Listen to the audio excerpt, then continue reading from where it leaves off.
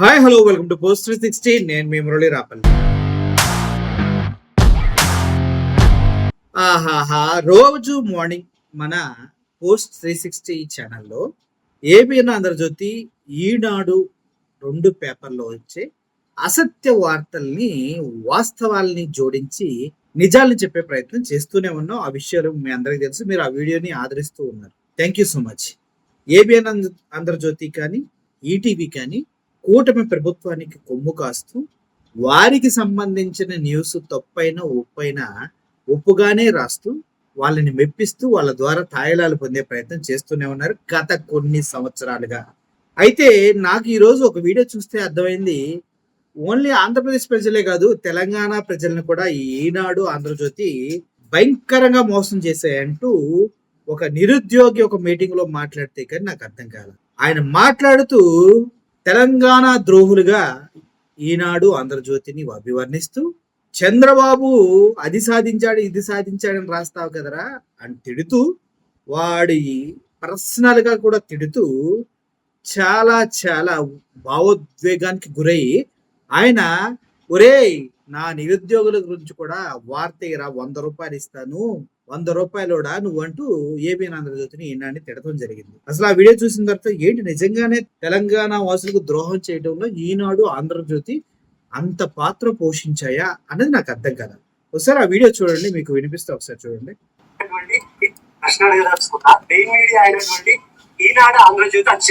రారు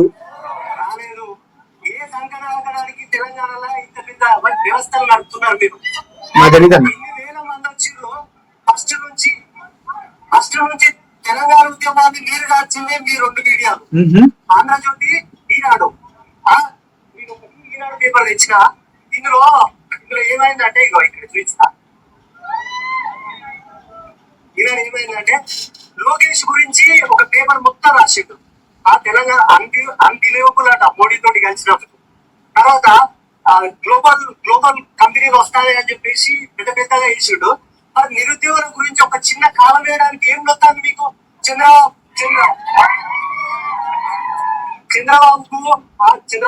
బుద్ధ వస్తుంది, ముడి వస్తుంది, చేయి వస్తుంది అని చెప్తాను. మరి తెలంగాణ నిరుద్యోగులకు ఏం వస్తుంది అని అడుగుతా. ఏంటన్నా అంత మాట అన్నా చంద్రబాబు గారిని? అలా మాట్లాడొచ్చా? బూతులు మాట్లాడొచ్చా? ఒక రాష్ట్రానికి సీఎం బాగా యోగా డేలో మంచి మంచి ఆసనాలు వేస్తున్నారు అక్కడ ఆయన. ఆ వయసులో కూడా 76 సంవత్సరాల వయసులో కూడా ఆంధ్రప్రదేశ్ భవిష్యత్తు కోసం పాటుపడుతున్న వ్యక్తి, తెలంగాణని అభివృద్ధి చేసి దేశ జీడిపిలో నెంబర్ 1 పొజిషన్ లో పెట్టిన వ్యక్తి, పర్ క్యాపిటల్ ఇన్కమ్ లో కూడా దేశంలో నెంబర్ 1 తెలంగాణ అని చెప్తున్నారు. కానీ దేశంలో 5వ ప్లేస్ లో తెలంగాణ ఉంది. ఆ విషయం కూడా చంద్రబాబు నాయుడుకి తెలియదని మాత్రం అనకండి. తెలిసినా కూడా ఆయన అలాగే మాట్లాడతారు. అటువంటి వ్యక్తిని పట్టుకొని ఇంత దారుణంగా మాట్లాడతావా అన్న తప్పు కదా. ఆంధ్రజ్యోతి మీద కోపం ఉంటే ఆంధ్రజ్యోతి మీద మాట్లాడు, ఈనాడు మీద కోపం ఉంటే ఈనాడు మీద మాట్లాడు. మా ఆంధ్ర సీఎం పైన మీ బాధ ఏంటి?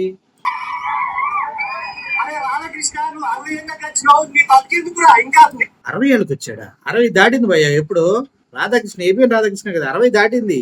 నీ బతుకు ఎందుకు అంటున్నావా?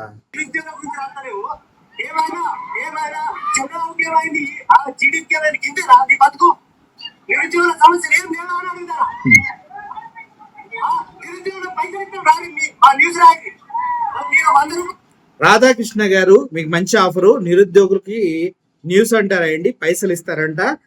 నాకు తెలిసి ఆంధ్ర తెలంగాణలో మొత్తం నిరుద్యోగులు దగ్గర దగ్గర 4-5 కోట్ల మంది దాకా ఉన్నారు. 4-5 కోట్ల మంది 100 రూపాయలు ఇస్తే నీ అమ్మ మీ స్టార్ మారిపోద్ది సార్. ఎలాంటి నిరుద్యోగులు 100 ఇస్తారంట, న్యూస్ రాయండి. వాళ్ళే మాట్లాడుతున్నాడు ఈ కుర్రాడు ఎవరో.